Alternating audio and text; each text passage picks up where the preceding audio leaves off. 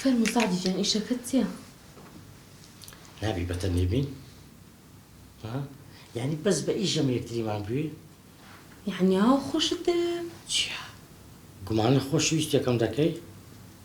وەڵاهی ماوەیە کە هیچ نەخۆشەویستیت نە دیاریەکانت نە سوپرایزەکانت هیچ نابینم پێم عەندیکە بوو. جان ئەوە ماوەکە ئیشمان زیاتر بووە.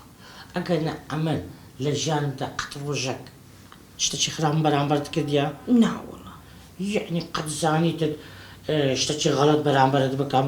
ناوەڵا نەتکردو بەس نانم ماوەیەکە هیمالت کردو. ناجانە ئەوەیە نییە مەشغوڵم ئیش و کار دەکەم کاسی لۆ چی دەکەم لۆنگۆ دەکەم حەیرانی. یەخوا لەشت ساغ بێ. سەلامت بێ. ئیشەکەت چ بوو؟ پێشەوەی بابەتەکەت پێ بدەم با چیرۆکەکەت لۆ بجەڵەوە.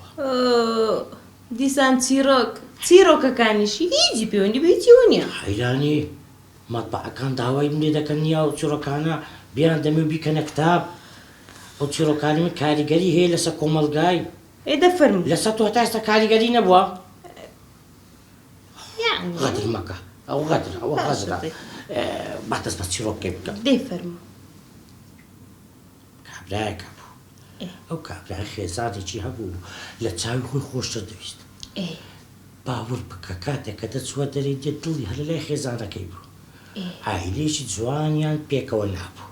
ورتە ورتە منداڵیان بوو مناڵێکی ناسک و نازداریان بوو. ئەو مناڵیان پەروەردەکرد بەس داکەکە زۆر بە منداڵەکەی ماندی بوو.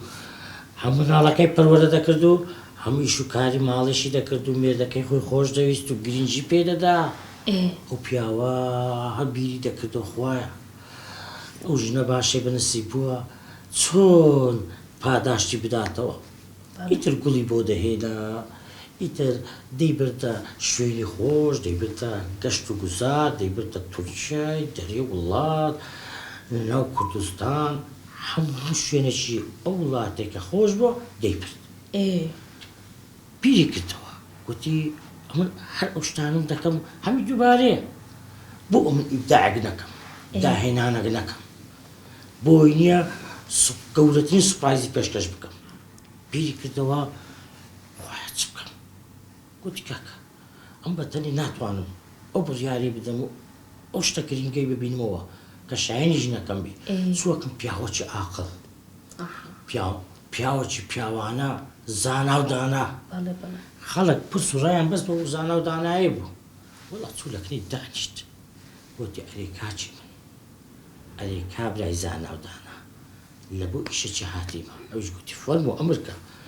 گوتی ئەمن ژنەکەم هەیە ئەو ژنە زۆر لەگەڵ من باش بووە لەگەڵ مناڵەکەم باش بووە زۆر بەڕێک و پێچی ئێمەی خزمەت کردووە بۆی پاداشی بدەمەوە چی بۆ بکەم؟ گوتی زانا گوتی کاکە گوتی سەفەری دوورە وڵاتی پێ بکە بی بە شوێنی خۆش گوتی هەموو کردیە. گوتی دەمەوێت شتێک بی کەس نەیکردبی ئیبداع بی. وەڵا پیری کردەوە گوتی یەک شت دەتەوێ پاداشیش نەکەت بدەیەوە دەتەوێ خۆشەویستی خۆتان نوێ بکەنەوە. گوتی بڕۆ ژنێک بێنە و مارەی بکە و بیکە خزمەتکاری خێزانەکەت با ئەو شاژن بی و ئەو خزمەتکار. گوتی دانا و زانا هەی مەمنونەت دەبم مەرێ وەڵڵا هەی قوربانت دەبم مەرێ وەڵڵا وەڵڵا جێبەجێ کرد ئەزە بالۆز باسکەم هەنا وەڵڵا ژنەکە هینا ماڵی کاکە برە ژنی یەکەم چی دەکرد هەنا حەیرانی دادەنی بەس ئەمەدی دەکرد بەڕۆ جلم لۆ بینە حەزم لە میوەیە بڕۆ قاپانە بشۆ بڕۆ وا بکە بڕۆ بازار ئەوم لۆ بینە. ئاویش نییە پێی لەسەر پێیدا نابوونیە ژیانێکی خۆش دەژیا. تو شەرەفت ئەو پیاوە باشترین پیاوەتی لەگەر ئەو ژنەی خۆی نەکردیان نەخێر نەوەڵا لۆ ماخراب ئەو شاژن ئەو خزمەتکار. وەڵای سوالکەرێک بی نەک شاژنێکی ئاوا چۆ ژنی بەسەر ژنەکە هێناوە؟ وتو بەڕاستە چێ سعدی بۆ چیرۆکانە باز دەکەی بەتەمە ژنی دووەمی؟ ژنی دووەمی چێ چیرۆکە چیرۆک ئەتو تێناگەی لە چیرۆکەی با مەسەلەکە لۆ بژێڕنەوە بی لە چیرۆکەکەی تێ بکەیت.